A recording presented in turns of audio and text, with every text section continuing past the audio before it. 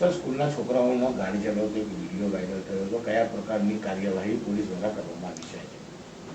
આજે સોશિયલ મીડિયામાં જે સ્કૂલના છોકરાઓ 12મા ધોરણમાં ભણતા છે એમણે ફેરવેલ પાર્ટી અનુસંધાને ગાડી લઈ અને નીકળેલા હતા એ બાબતનો જે વિડીયો વાયરલ થયો હતો એમાં વિડીયો આધારે 26 જેટલી ગાડીઓ છે આઈડેન્ટિફાઈ કરવામાં આવેલી છે અને 12 જેટલી ગાડી છે એને ડિટેન કરવામાં આવેલી છે.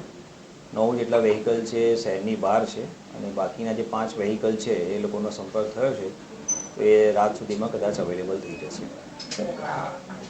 સમગ્ર ઘટનામાં તમામ વિદ્યાર્થીઓ વગર લાયસન્સના ગાડી ચલાવતા હોય એવી વાત સામે આવી છે.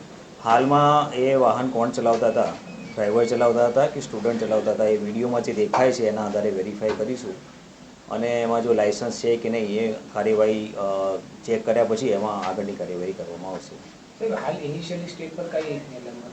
હાલમાં અત્યારે ફક્ત ગાડી ડિટેન કરેલી છે અને સ્ટુડન્ટ છે 12મા ધોરણમાં અભ્યાસ કરે છે અને પરીક્ષાનો સમય છે એટલે કેરિયરને ધ્યાનમાં રાખીને હાલમાં અત્યારે વિશેષ કંઈક પગલાં લીધેલા નથી, પણ તમામ ગાડી આવ્યા પછી ચેક થયા પછી આગળની કાર્યવાહી કરવામાં આવશે. મૂળ ગાડીના માલિકો વિરુદ્ધ કાર્યવાહી થશે કારણ કે એમના દીકરાઓ ચલાવે છે, ગાડી ફાધર હોય કે મોટા ભાઈના નામે હોય તો એવા જે ગાડીના ઓનર છે એમના વિરુદ્ધ કાર્યવાહી કેવી રીતે? ગાડી લાયસન્સ વગરના ચલાવતા હશે તો એ મુજબ એમવી એક્ટ મુજબ જે કાર્યવાહી કરવાની થાય છે એ પગલાં લેવામાં આવશે.